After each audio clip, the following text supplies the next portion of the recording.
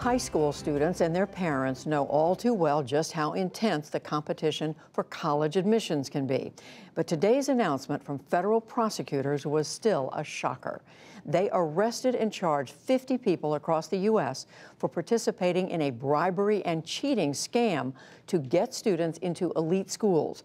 The case was called Operation Varsity Blues. As William Brangham tells us for our weekly education segment, Making the Grade, the scheme allegedly included wealthy parents, among them well-known actresses, college coaches, and a dishonest college admissions counseling program. The scheme revolved in large part around a college prep business, often referred to as the Key. The government said the company's founder, William Singer, helped students cheat on standardized tests and paid roughly $25 million in bribes to college athletic coaches so that kids could enter college with fake athletic credentials. In some instances, the students didn't even play the sport. To mask the fraud, some students' faces were actually photoshopped onto another athlete's body. Two well-known actresses, Felicity Huffman and Lori Loughlin, allegedly paid into the scheme for their children. Among the schools targeted were Yale, Georgetown, Stanford, and UCLA. And here's how Andrew Lelling, the U.S. Attorney in Massachusetts, characterized this case.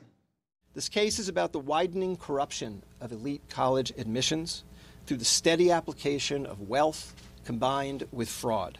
Every year, hundreds of thousands of hardworking, talented students strive for admission to elite schools. As every parent knows, these students work harder and harder every year in a system that appears to grow more and more competitive every year. And that system is a zero-sum game. For every student admitted through fraud, an honest, genuinely talented student was rejected. For more on this, I'm joined now by Jeffrey Salingo. He's been covering higher ed in America for 20 years, including for the Chronicle of Higher Education, as well as in 3 of his own books on the topic. Welcome back. It's great to be here. So this is just a jaw-dropping bribery scandal. I mean, I just sort of am gobsmacked by the complexity of this. It seems that the bribery falls into 2 categories here: cheating on athletics and that role in admissions, and cheating on standardized tests. Can you explain how the cheating on the testing worked?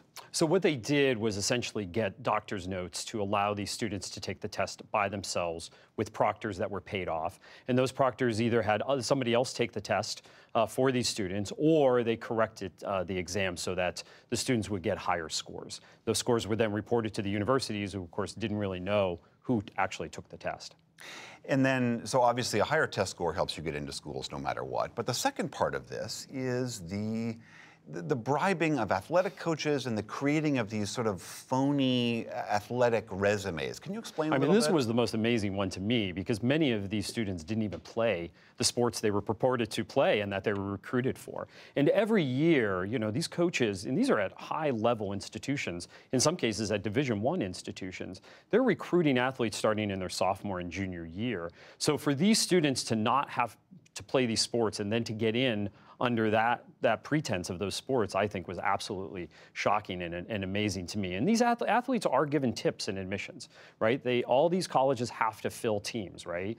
They need a starting pitcher on the baseball team. They need rowers on the crew team, right? So they need to fill these spots. And so every year, athletes are given advantages in admissions, and clearly these students were as well. How significant is that advantage? I mean, for people who are not familiar with this, the role, if you really are a star athlete, can you get into a school that would really traditionally be out of your league? Yes, you can. I mean, at many of these schools, they are basically the athletic director or the coaches come to the admissions team and say, these are the students we really want. Now, will they accept the bottom of the bottom in terms of academics? Some schools will not. Other schools will, and just basically say, we'll give them kind of academic support while they're here. But basically, every other part of their application could be pretty minimal, but as long as they have athletics on it, it really does help. One of the details that you touched on here, I just find it so striking. This is the example in Yale. And this was a young woman in Southern California who didn't play soccer. The guy, William Singer, helped set up a phony athletic profile, sort of pretending that she played on a very competitive team in Southern California.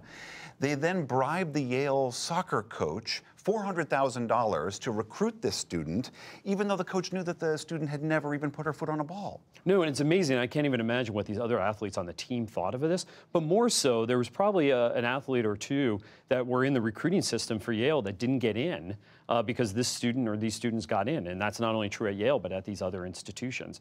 You know, the U.S. Attorney talked about it as a zero-sum game. I mean, in admissions, to be honest with you, I think that many more students are not admitted who are qualified because, you know, the admissions rate at some of these places is like 8 to 10%. But in athletics, you know, you're really competing against one or two other people. And so in those cases, I think they probably took a spot of somebody.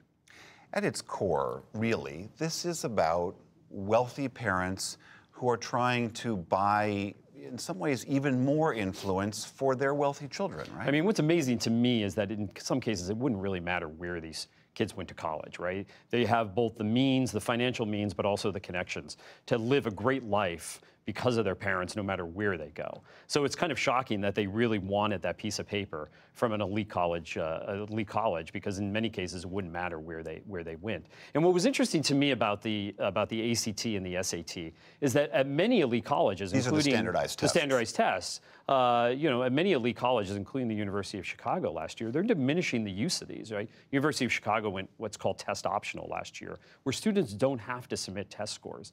And at many colleges that I followed over the years, they kind of use the standardized test kind of as a check-in. They're more interested in high school curriculum and high school grades and other parts of the application. So the fact that they spent so much money on standardized tests thinking that would get them into college, in many ways they were mistaken. The criminality aside, and we can't emphasize how much that this is breaking the law with the bribes that were paid, doesn't this strike you that this is also an indictment of the cutthroat nature of college applications? Yes, I mean, we're seeing this more, that the seats are scarce at these selective colleges and universities. There are more people every year trying to get into them. They represent about a third of applications every year, even though they only represent about 18% of students, the most elite colleges. So the competition to get into them is great, and yet we know from research that in many ways it doesn't matter where you go to college, it matters how you go to college.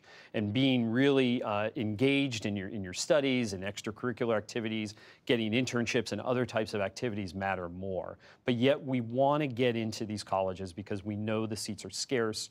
We're worried about the future of the economy and the future of our children. We want to make sure that they have all the same privileges that we had. And so every year, more and more people are trying to get into these colleges. And we see this in their application totals, right? Everyone's up like 8–10% every year. And they're getting tens of thousands of applications and admitting, in many cases, fewer than 10%, in some cases, fewer than 5% of applicants. And as we see, people are turning to devious means to try to get in. Exactly. Jeffrey Selingo, thank you very much. It was great to be with you.